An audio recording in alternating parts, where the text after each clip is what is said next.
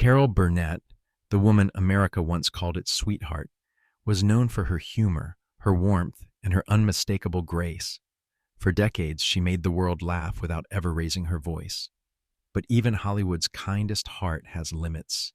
And behind the laughter, there were moments that cut deep. Because there were men in her life who tested her patience, her trust, and her strength. Men she could never look at the same way again. It took nearly 70 years for Carol to finally open up about them.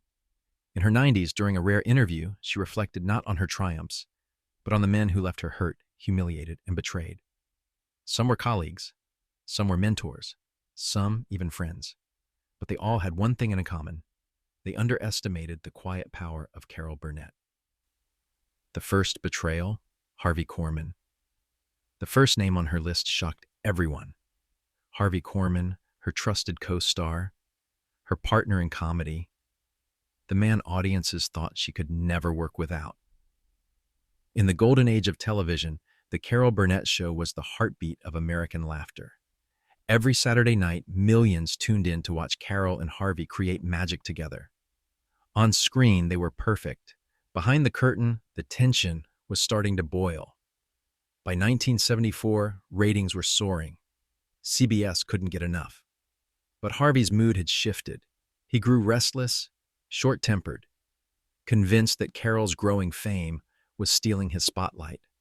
Crew members whispered about his temper, how he'd storm off, set, or snap at stagehands, but no one dared challenge him until one afternoon at Studio 33.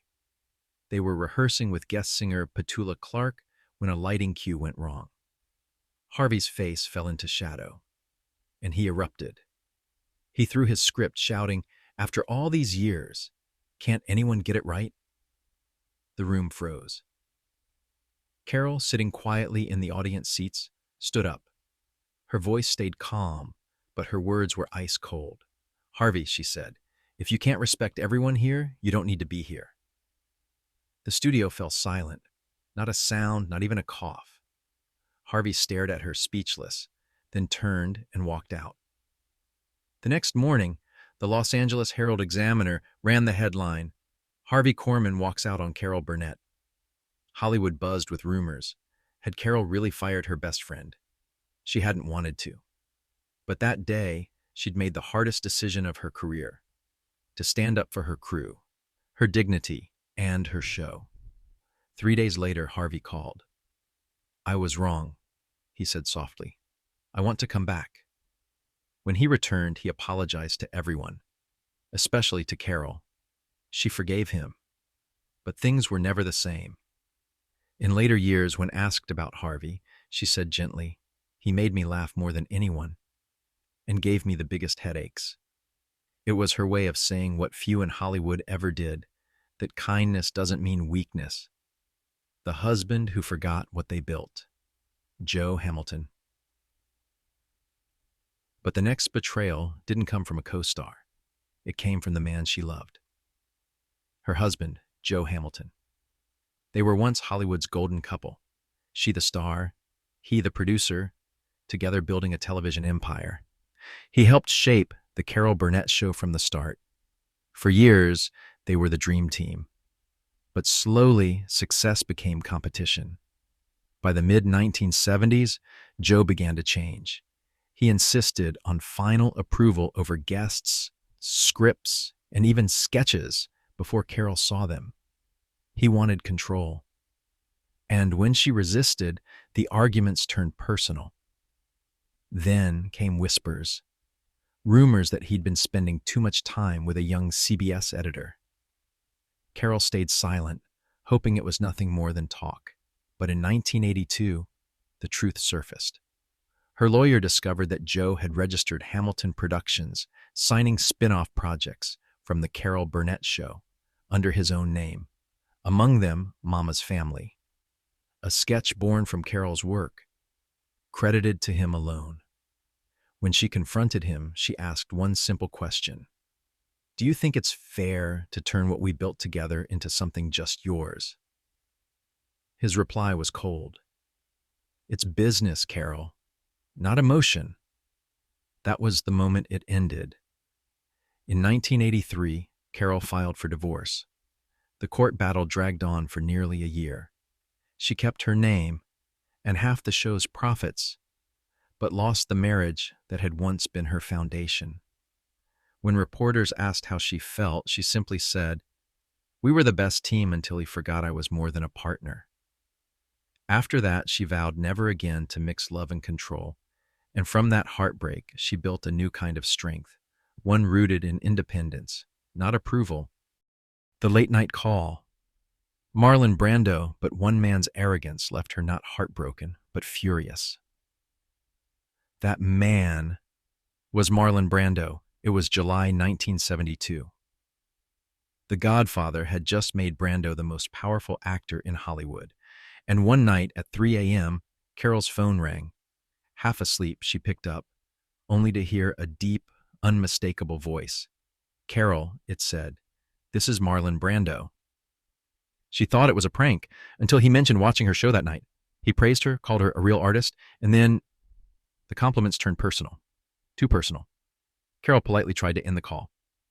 But Brando kept talking. Charming, yes, but crossing the line. Finally, she said, "Mr. Brando, it's late. I have an early call tomorrow." And she hung up. By morning, the story was everywhere. "Marlon Brando calls Carol Burnett at 3 a.m., screamed the headlines. Brando's friends claimed he was smitten. Carol was mortified. She called her PR team, begging them to stop the rumors, but they spread faster than she could react. From that night on, she avoided him entirely, refusing to attend events where he'd appear. When a reporter later asked Brando about it, he laughed and said, "Carol takes things too seriously." That comment sealed it. It wasn't just a call. It was disrespect. From then on, Carol never answered the phone after midnight again, not even for CBS. If you're enjoying this story so far, don't forget to subscribe. It helps us tell more untold Hollywood stories like this one. The public insult. Cary Grant. If Brando's call was private humiliation, Cary Grant's insult was public.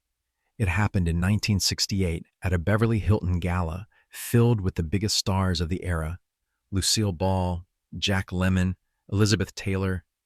Carol was radiant, dressed in a red Bob Mackie gown. She approached Cary Grant's table to congratulate him on his Lifetime Achievement Award. Before she could finish, Grant smirked and said, "Oh yes, your show. The one where you wave your arms, make faces, and overact. I've never understood why people enjoy that sort of thing." The ballroom went silent. Carol didn't flinch. She simply smiled and replied, "Maybe people prefer laughing with real folks rather than with perfection." Then she turned and walked away. Within days, newspapers ran the headline, "Cary Grant and Carol Burnett, a frosty encounter." Television audiences were outraged. CBS even issued a statement praising Carol's humor born from empathy. Grant made it worse, telling a reporter that TV comedy had lost its elegance. He never apologized. But his condescension became one of the most famous Hollywood missteps of the decade. Carol never spoke badly of him. She just let her success speak louder. That same season, the Carol Burnett Show hit record ratings. And as Lucille Ball later said, "The best revenge is when they turn on the TV and still see you there." The longest Cold War, Lorne Michaels. But perhaps the longest wound came not from an insult, but an omission.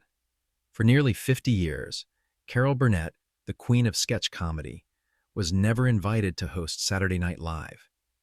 When the show premiered in 1975, critics assumed she'd be one of the first hosts. After all, SNL was comedy's new frontier, and Carol had built the foundation it stood on. But when her name was brought up, producer Lorne Michaels allegedly said, "She doesn't fit the spirit of the show." That line would haunt both of them. In the 1980s, fans wrote letters asking why she'd never appeared. NBC brushed it off, but insiders knew it wasn't an oversight, it was ego. The new guard didn't want to share credit with the old. When asked about it years later, Carol just smiled and said, "Maybe I'm not edgy enough for them." But her silence spoke volumes. Decades passed. Then in 2023, during her 90th birthday special, a journalist asked if she regretted never hosting SNL. She paused, smiled kindly, and said, "I guess they didn't need me, but I didn't need them either." That single sentence broke 50 years of silence. Fans erupted online with the hashtag Carol2SNL, demanding that NBC finally make things right. But Carol didn't push. She didn't need to, because she'd already proven something much greater. That legacy isn't granted, it's earned. The lesson of kindness and power. In the end, Carol Burnett's story isn't about grudges. It's about grace. Each betrayal, every insult, every slight taught her that kindness has its own strength. When men shouted, she stayed calm. When they belittled her, she kept creating. When they excluded her, she built her own stage. Hollywood changed 1,000 times over, but she remained its quiet constant, proof that compassion can outlast cruelty. In one of her final interviews, she said softly, "Some people think kindness means letting others walk over you. They're wrong. Kindness is power, just silent power." That's Carol Burnett, the woman who laughed through pain, forgave without forgetting, and taught Hollywood that the loudest revenge is a standing ovation